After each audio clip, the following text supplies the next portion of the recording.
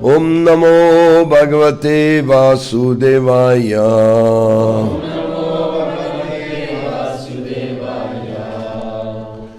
Shri Krishna Chaitanya Prabhu Nityananda, Shri Advaita Gadadha Shivasari Gaura Bhaktavinda.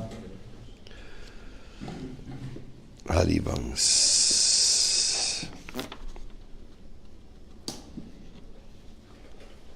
Harivol. Naitan mano vishati vak uta chakshuratma pranendriyani chayatan alamachisasva shabtopi bodhaka nishedata yatmamulam artoktam mahayatrite nanishedyasidhi. Brahman cannot be understood by the mind. What to speak of works, the eye, the jiva, the life airs, or the senses. Just as sparks arising from fire cannot reveal the fire. The wise say that Brahman, though expressed in the Vedas, is not subject to understanding. However, without existence of Brahman, the negative statement concerning Brahman have no meaning. Commentary. The form of Bhagavan which I worship as practice I know. Please speak in detail about Brahman, which is difficult to understand. He now describes Brahman in 4 verses. Mind cannot make Brahman the object of its thought, what to speak of speech, or the eyes. The jiva, or life airs, or senses, just as sparks which arise as parts of the fire, cannot reveal the fire. Shruti says, Yato vacha nivartante aprapya manasasaha. Words and mind cannot approach the Lord. Taittiriya Upanishad 241. But Shruti also says, Tang tvaupanishadam purusham pritchami. I ask about the Lord, who is the subject of the Upanishads, Brihat Aranyaka Upanishads. Brahman is indicated through words. They say that Brahman, the basis of the self, cannot be expressed by words, since that it is what the scriptures say. Statements such as, this is Brahman, are made by such designations cannot define Brahman. Shruti says, Yat vachana bhyuditam jena vak abhutyate tat eva brahmatvam vidi. Know that Brahma, which cannot be expressed by words and by which words arise. Katha Upanishad. Interesting. You cannot explain Brahman by words, but from Brahman the words arise. Yanmanuna manutena chakshusha pashyati kaschainanam. Mind cannot measure it, and one cannot see it with the eye. Katha Upanishad. If Shruti does not describe Brahman, then why say that scriptures designate Brahman, Artoktam, in this verse? Without the existence of Brahman, statement of negation like Atatat Adesho Neti Neti Ashtulam Anana Yatovacha Nivartante Taittiriya Upanishad cannot have meaning, since there is a limitation in all negations, indicating a positive. this is a little bit of Nyaya philosophy, which we are studying this morning. Nyaya philosophy is trying to find the truth by denying that which is not truth. That's neti neti. Not this, not that, not this, not that. Now, if Brahman cannot be explained, how will you explain Paramatma? Or how will you explain the Goloka, Vrindavan sphere and Vaikuntha? If even the basic divine energy cannot be explained neither by mind nor by words. It's very important, you know. This philosophical outlook is very important because it brings us to the point that we have to become very humble and pray from the deepest core of our heart, because there's no other way to enter. Like, you know, when the military wants to enter somewhere, they first say, open the door. If the door not opens, then they go whang, whang, whang, no? And boom, they're inside, no? So the material world is like we try to push our way into everything, into every direction. But you cannot do that with Brahman, Paramatma and Bhagavan. You cannot push your way in and say, hey, where are you? Who are you? Here I am with my machine gun. Now I will take over control here.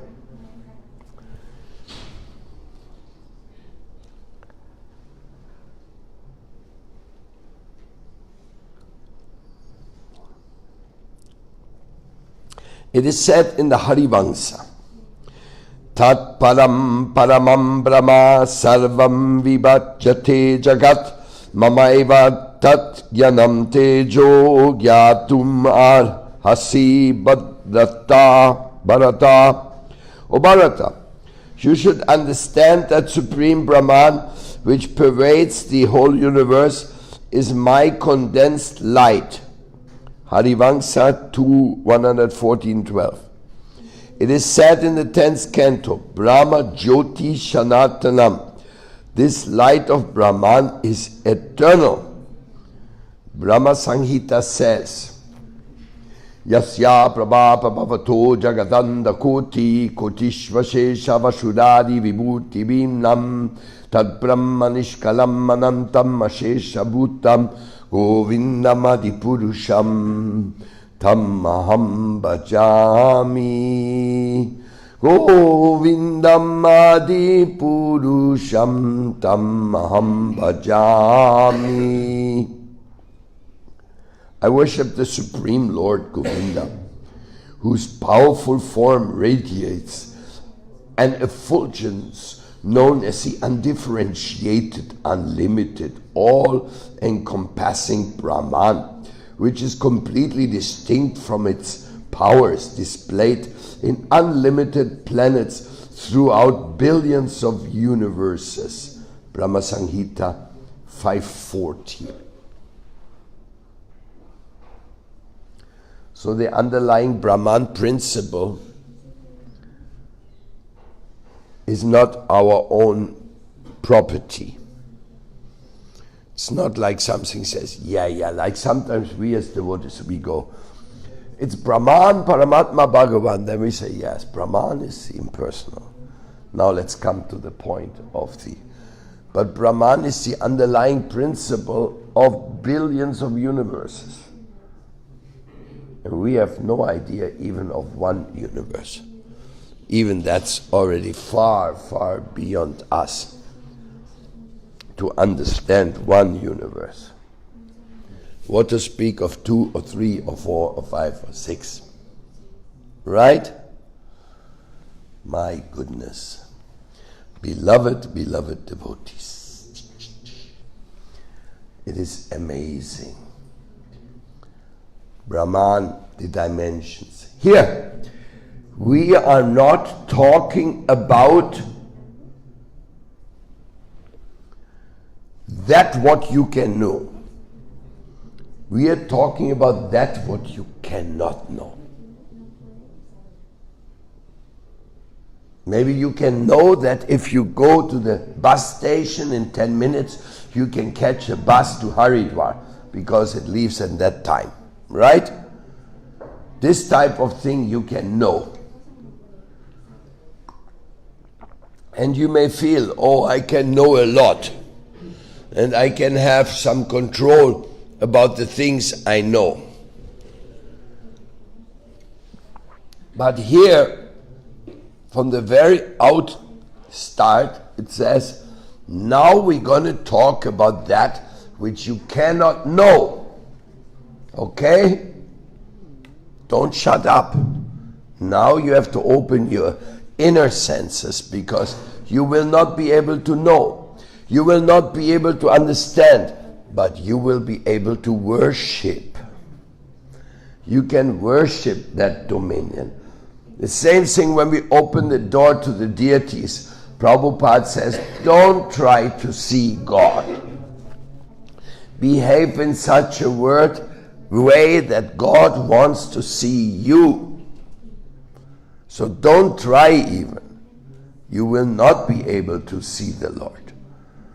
Even you take a microscope or a telescope or an amplification, or you can amplify every atom in the altar 1 billion times and you will still not see anything.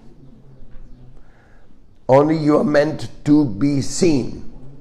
In front of Krishna, you are meant to be seen.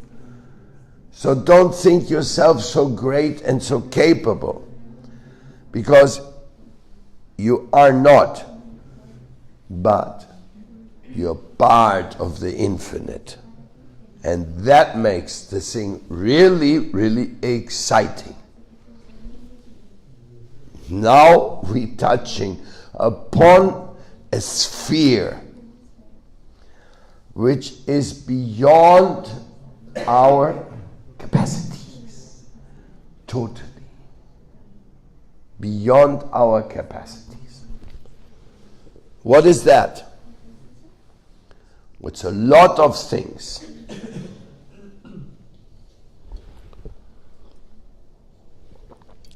Do we know how big this universe is? We are inside.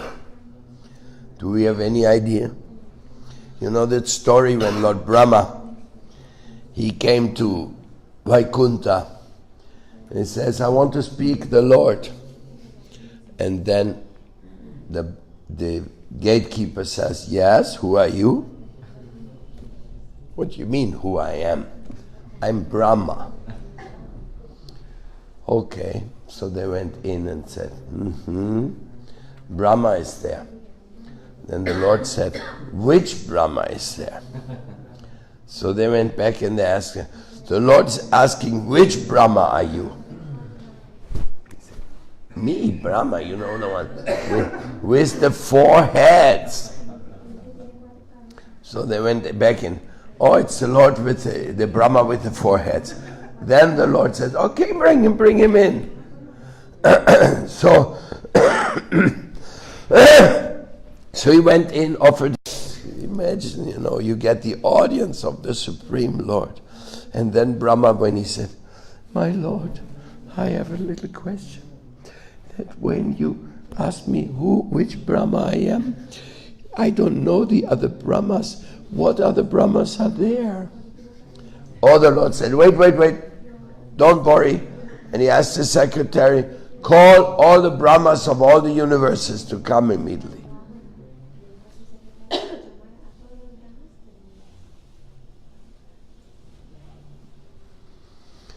Brahma started arriving from all sides.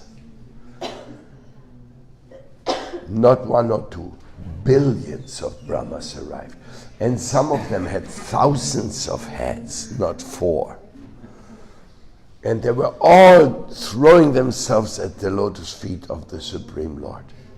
And our Brahma, he was standing there and he was looking.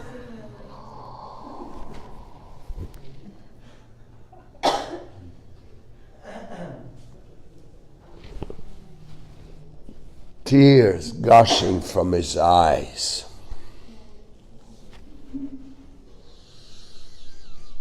My Lord, I thought I was great. Now I understand that I'm a little nothing.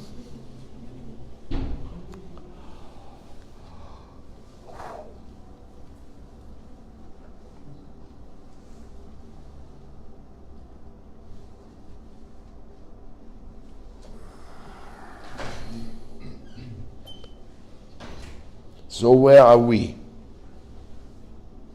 If Brahma feels teeny small, and we don't even know this land, we don't even know our own country, we do not even know the people in our own city.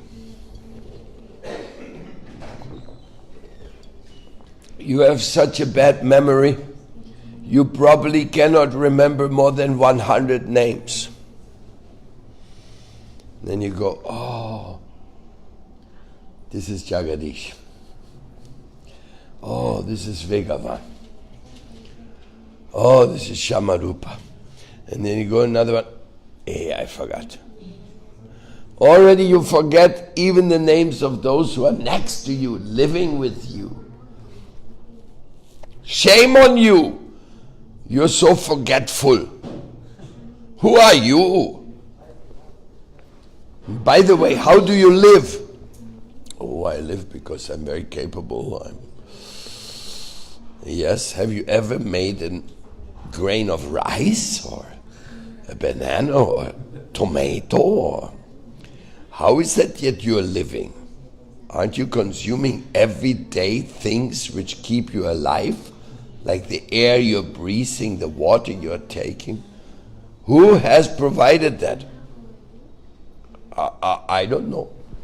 So, you don't know who provides everything for you to exist, but you think you have the right to make conclusive statements on nothing you know about this world, about life, about sustaining it.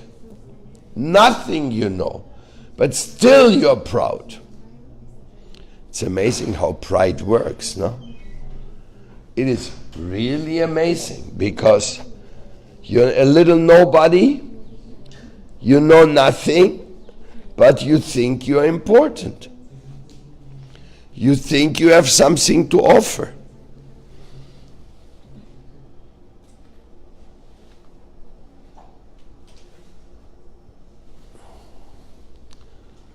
And this is absolutely what is said here.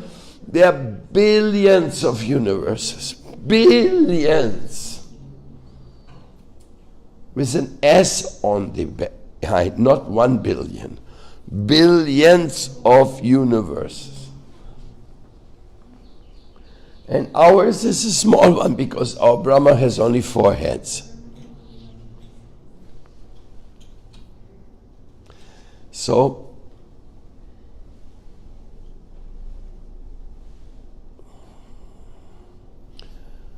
we want to understand Brahman, we want to understand our life. Yes, but first we have to understand what Socrates said.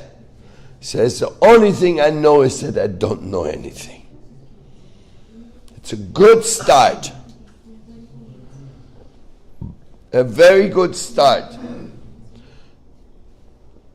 for everyone to understand. I will not understand anything. That's why Atato Brahma Jigyasa. This life is meant to inquire about Brahman. And then the same scripture says, but you'll never understand anything. And don't be discouraged. Why? Because it's not about understanding this process. This process is about loving. If you cannot understand, through love you will be given entrance into regions where nobody can go by the power of the mind, by the power of understanding.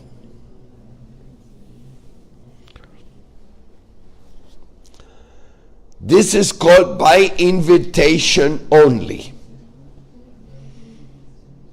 Like when you're standing in front of some event or anything, and you see a sign on the door. It says, by invitation only. That means you are not invited.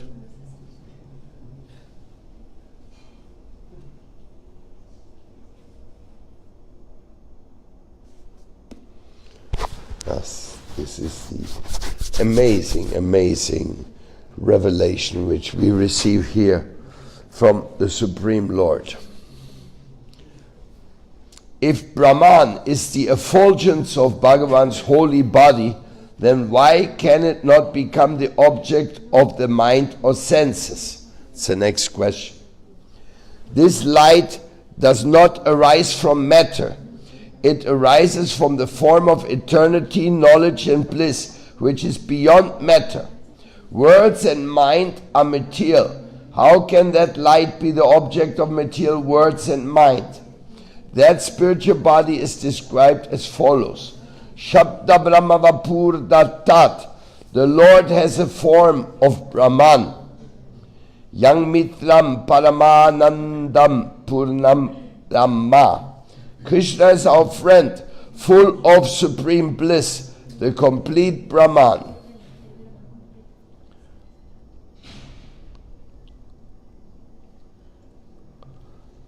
Jan Mitram Paramanandam Purnam Brahma. Krishna is a friend full of supreme bliss, the complete Brahman. Then it says, Shravanat Kirtanat Danyat Pujantente Vashayina Tavat Brahma Mayashyesha Kim Uteksha Bi Narshina. O Lord, even outcasts are purified by hearing and chanting your glories and meditating upon them, the absolute truths. What to speak of those who see and touch you? Srimad Bhagavatam 10:70-43. Though the body of the Lord is spiritual, by the Lord's Kripa Shakti, which is inconceivable, this form becomes visible in the material world. That form is described by words such as blue like the petal of a blue blue lotus flower. The Lord's body is the color of a spiritual lotus petal, but is described by the material description of a material lotus. However, that form upon which the devotees meditate, using that material conception, using that material description, becomes visible to the devotees by the inconceivable mercy of the Lord. This is not revealed by the material person's mind and words. When the sadhana of the worshipper and Brahman becomes perfect by attaining mercy of the Lord becomes realized as Brahman in his mind. Thus the Vedas say, you yan manohi manute Brahman. You cannot be understood by the mind. Katha Upanishad and also Drishyat. Brahman is seen by concentrated intelligence.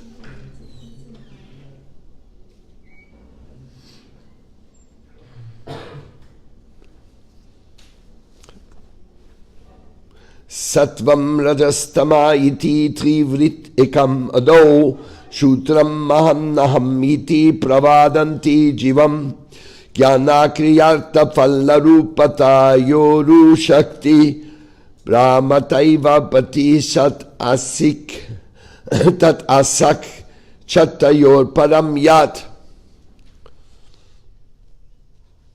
This is the next verse, which says that one Brahman shines as Maya with Sattva, Rajas and Tamas, as Shutra, as Mahatattva, as Ahankara, and as powerful energies by taking the form of Devatas, senses, sense objects, and material qualities. That Supreme Brahman is the cause of all the good. The Supreme Brahman is the cause of all the gross effects and all the subtle causes.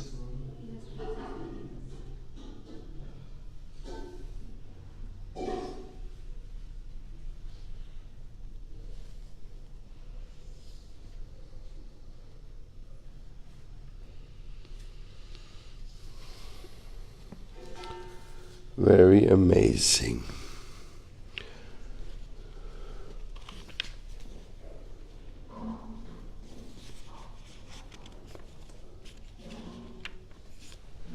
Srimad Bhagavatam 11th canto is something spectacular. It takes us into a journey of where nobody is allowed to enter except by the grace of Shukadeva Goswami and Sutta Goswami, by all those sages. They take us on an insider ride. Like you, for example, you may have seen the cell description of Harunyaya. That is a publication I made many years ago together with one devotee in Chile. We published the Harun Jaja description of the cell, which is so amazing, like you have billions of cells, but you don't know what's going on inside your cells. So Harun Jaja takes us on a journey inside the cell and starts explaining what's going on. And you go, wow, this is universes and universes and universes of things going on in your body right now. But you don't have that vision. That vision is something beyond. So now the Bhagavatam is doing the same.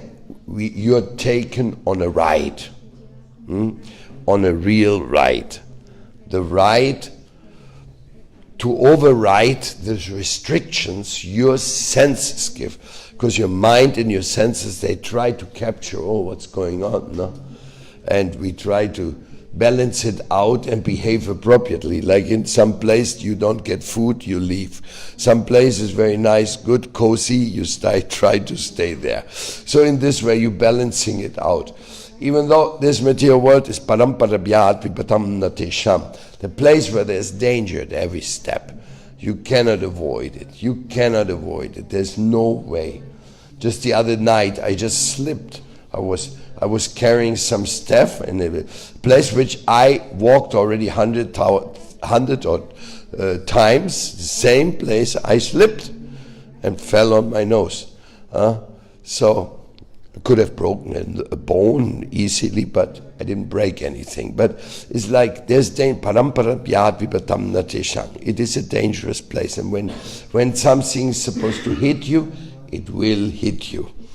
In a way, you try to avoid it, but that is wishful thinking, because what's happening? So to be taken into the right, to understand the infinite and the infinite possibilities in this creation around you, it takes a great step of humility. And that humility is that you have to understand that this is now beyond me.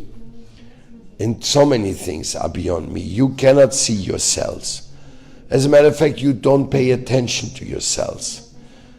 When you eat white sugar, you're doing something nasty to your cells. You're sending in warning elements which are going to be affecting your cells. Like alcohol burns cells, brain cells, you know that, no? So if a person takes alcohol, it may give him some enjoyment, certain kind of enjoyment state where he thinks, everything's so nice. Chévere. He may take it like that, but while he's saying chévere, this alcohol burns his brain cells and make his ability even worse. So we are in this situation in this world. We are very dependent on mercy in every sense, but we don't want to recognize that we are depending on mercy. Now we are here in Vrindavan by the mercy. We are not here because we got a ticket. Like Sri Hari told me yesterday, I don't know why I'm here. I also don't know why anybody of you guys are here. There's beautiful people from Germany like Kishori. How they come here into this Latin American atmosphere in Rasa Lila? How did she come here? Another unexplainable thing, you know.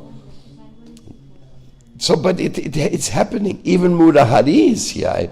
Who can believe that one? Huh? That he also made it out of the Colombian mountains to come and to walk into the Holy Dham. It's all beyond. And that Hariyara is managing here, forget it, you know. How is that one possible? He even speaks Hindi now. But he still don't understand anything. I'm here for 50 years. I can hardly understand anything, just as we were talking about Kumbh Mela in Vrindavan and what we're going to do here. Or the United Nations of the Spirit, or the Vishwa Vaishnava Rajsabha. When we went to South India, only thing we could understand is that we don't understand anything. My God, these temples there. And some of them are alive, some of them half abandoned. It's very funny. And then you see that this is going on one side and modernity is going on the other side simultaneously. Modernity is growing, and here's these old temples where people have done puja for thousands of years, and the temples are there.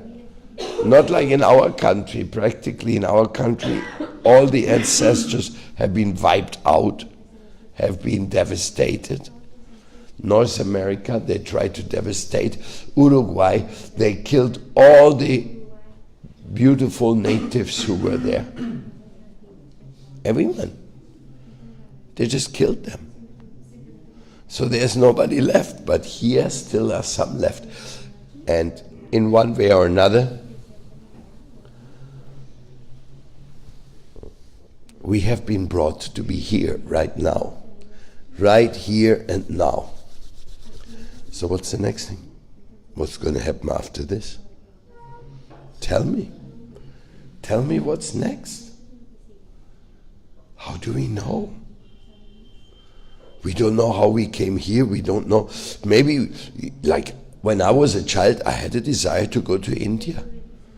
But I never know that I was going to spend the end of my life in Vrindavan. And I still don't know if that's a reality or not. But for the matter of fact, I'm here right now. And so you don't know. You don't know anything. And is it bad that you don't know anything? Is it really bad? But we always want to know, we want to know. How are you? What happened to you in your childhood? Like today we always talk about the childhood traumas, no? A big deal of our time today we discuss what happened in your childhood. Were you abused?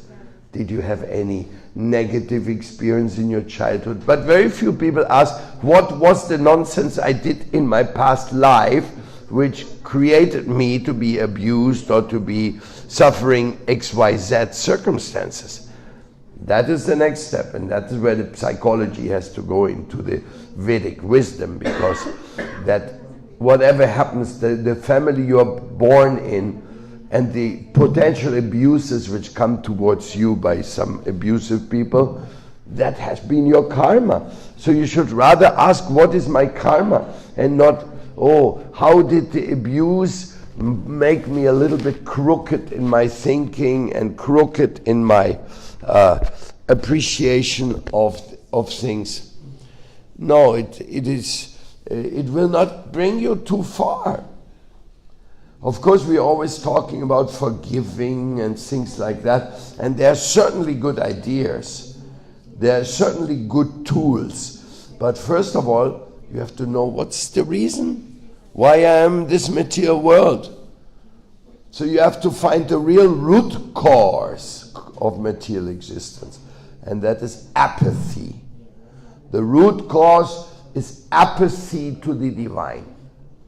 And what's the proof of our apathy? when we prefer sleeping than going to the class, that is apathy. When we prefer to make tourism rather than chanting rounds. When we prefer to talk prajalpa instead of talking Krishna Katha. When we prefer to eat boga than waiting for prasadam. When we prefer to not do service over doing service. That is the apathy which has us far away from the Lord. It's very clear, it's very simple, it's very obvious. Obvious, my friend. It is obvious. The apathy to the Lord is what has you in the material world. And sometimes we feel, oh my God, this apathy is really horrible. Maybe I should be identified, dedicated. Maybe I should take responsibility. Maybe I should not complain, but I rather should offer myself. What is to be done? What can we do? Tell me, my Lord, what can we do? Lord of the universe, please tell me what you want. I am ready what to do what you want me to do.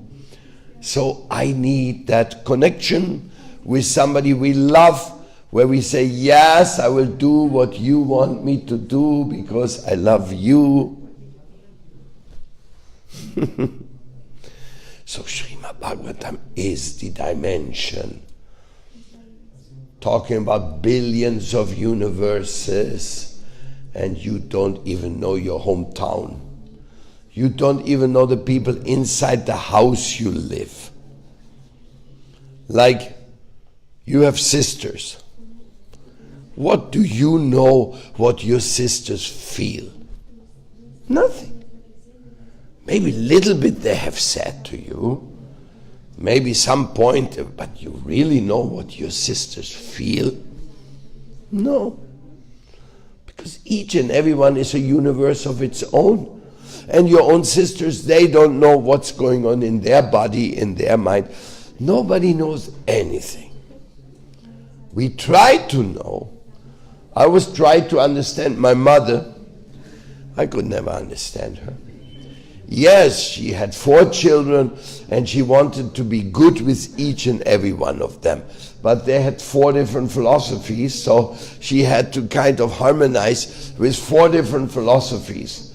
At one point, my brother was Jewish, my sister was Buddhist, I was a Hare Krishna, and my little brother, he was a little bit of nothing.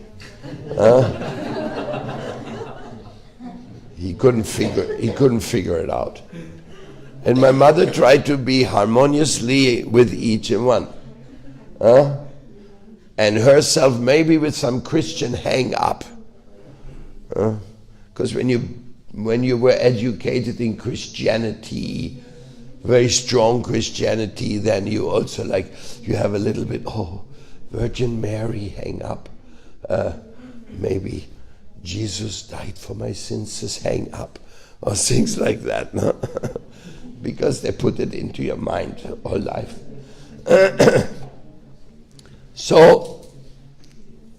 But I couldn't understand my mother, but I was very happy in the end of her life. She wanted Krishna's holy name and go and make music for God. I said, that's great. Can't do anything better than that. And she was a musician, so I'm sure she's making beautiful music for the Lord. Whatever we are or whatever we do, we can try our best, but we cannot demand anything. We are little nobodies. And now the little nobodies are connected to the whole world of dimensions. I may be a little nobody, but I still can do something. I can still say something. If I see a child is abused, I should also speak up. Like one time, one gentleman came here to the door, and I knew him from the ashram of my guru because he had been there. And that gentleman or that devotee, he asked Maharaj, "Can you give me shelter here?"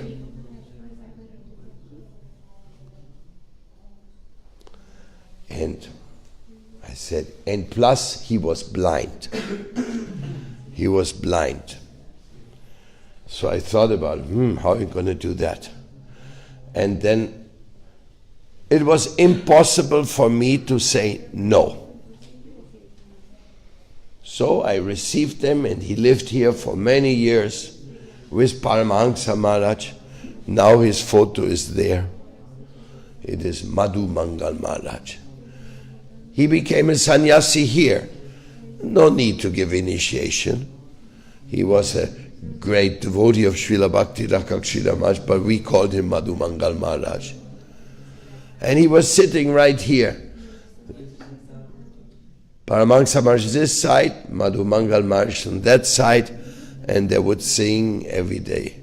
Who's anybody here who saw them still? Did you meet Madhu Mangal Maharaj? Yeah, it's already so long ago that Vrindavan Chandru was president here before. He hasn't even seen that life. The years are passing by. You remember Radha Prema? You remember Madhu Mangal? Yes, you remember him? Anybody else remembers Madhu Mangal of the old guys? No, you're all new guys. Here in Vrindavan. Huh? So this is what happens, we cannot be indifferent.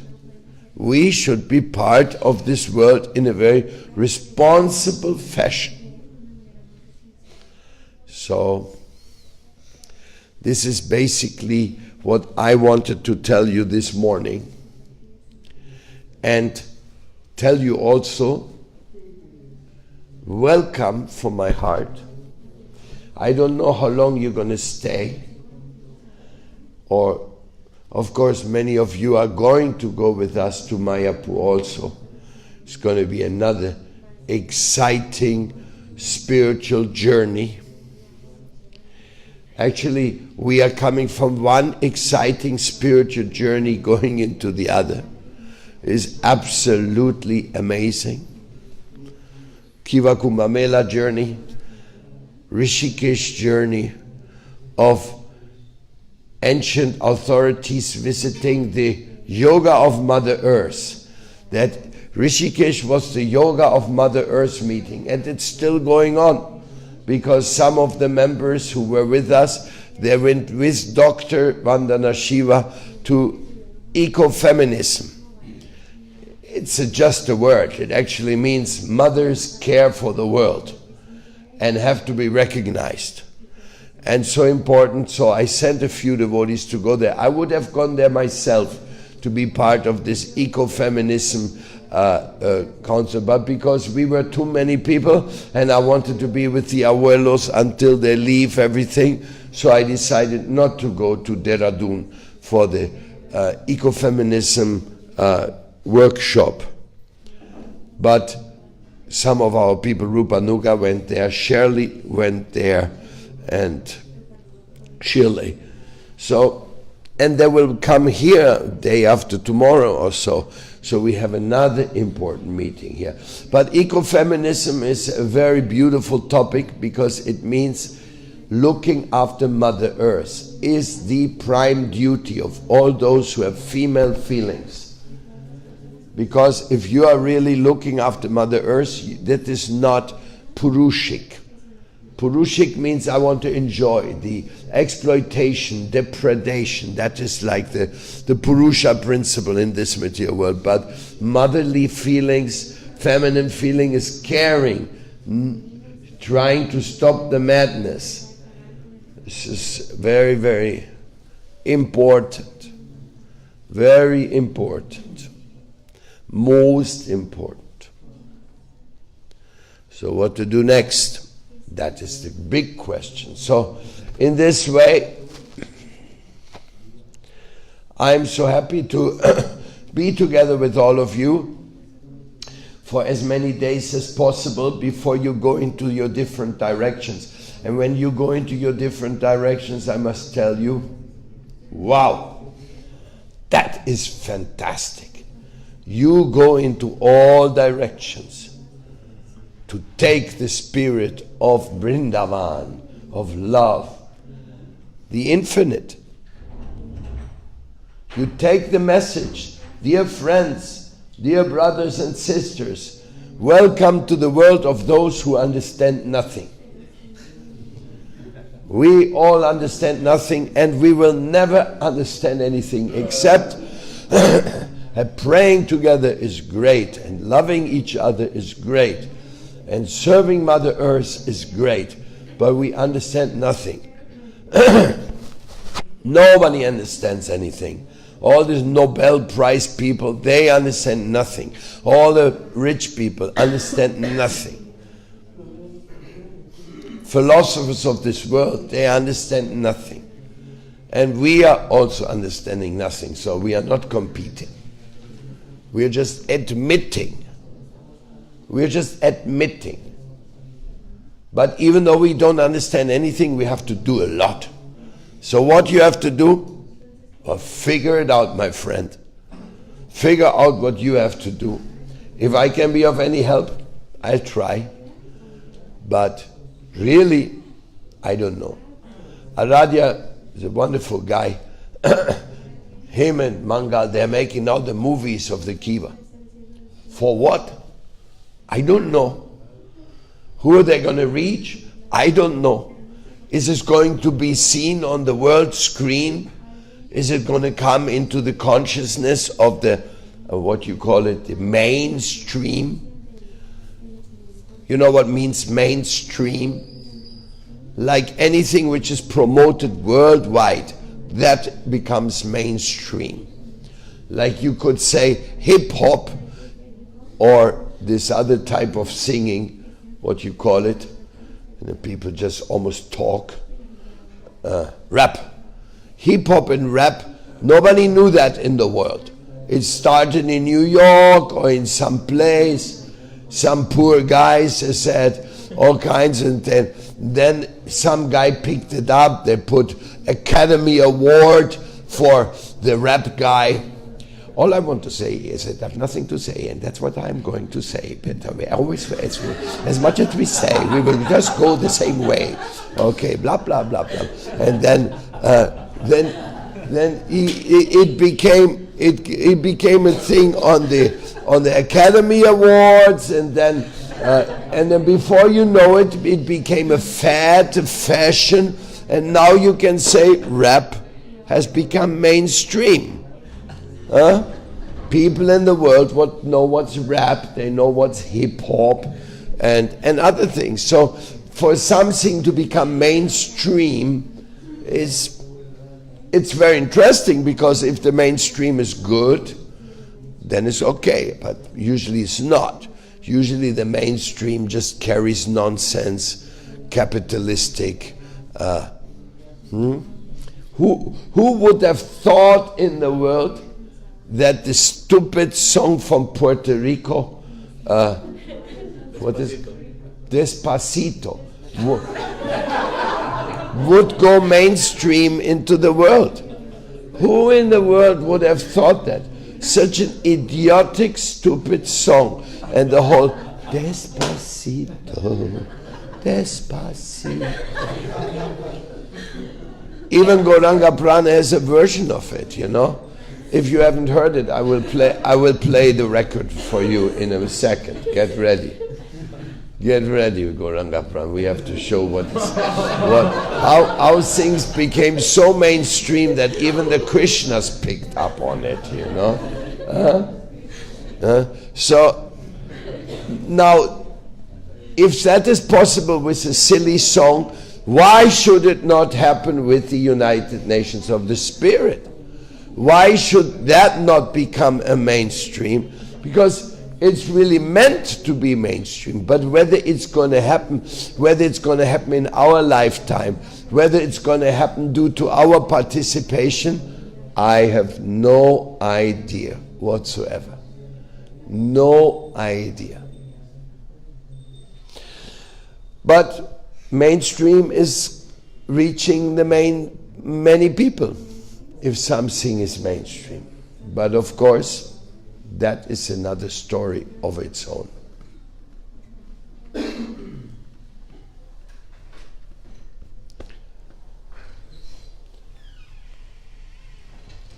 Any questions? Any questions on this issue?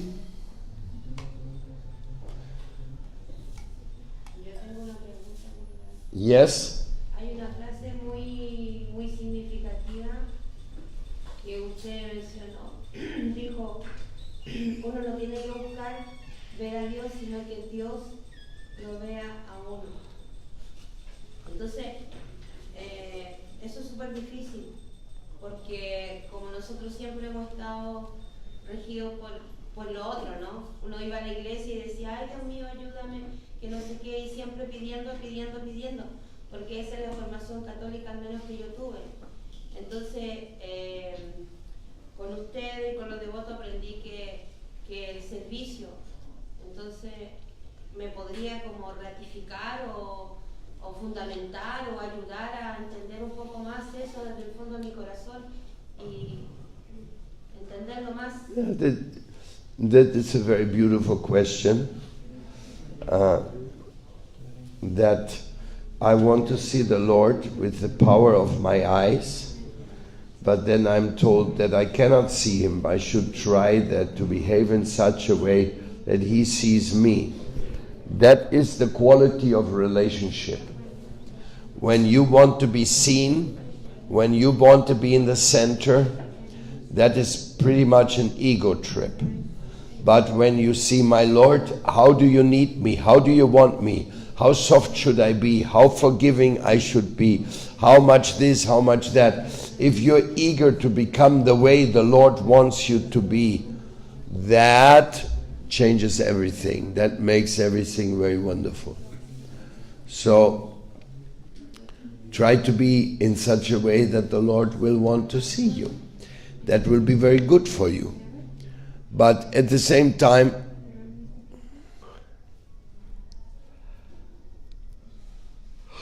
you should not forget that nobody is there in the world who looks after you better than that Supreme Lord Himself. So, don't be foolish. If you try to be good to the Lord's eye, your own benefit is 1,000,000 times included. It's not that, oh, I'm doing everything the way God wants and I'm going to suffer and I'm just going to pay the price. No, it's nonsense. Everything you have, everything you eat, everything is the Lord has provided. The Lord has given it. Understand that, please. And work for it. And then you will be happy. Can we ever pay the Lord for all the things He has done for us? Any chance? You cannot even pay one breakfast. Because it's in the mystical world that the food was provided to all the living beings.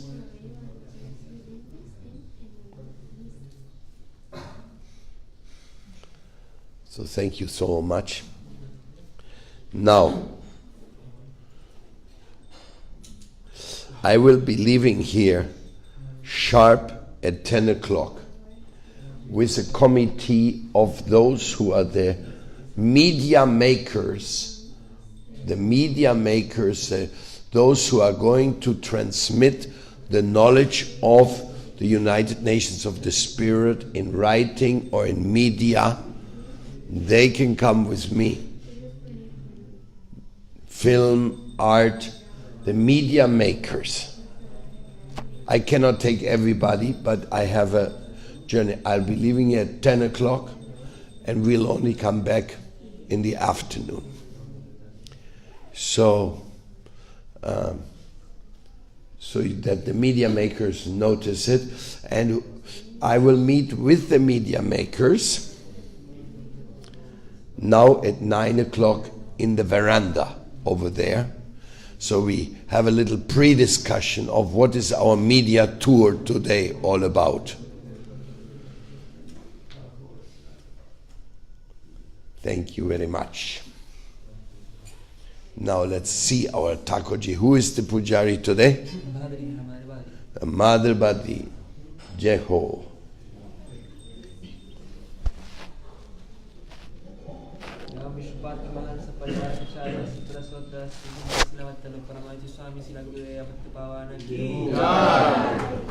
Anybody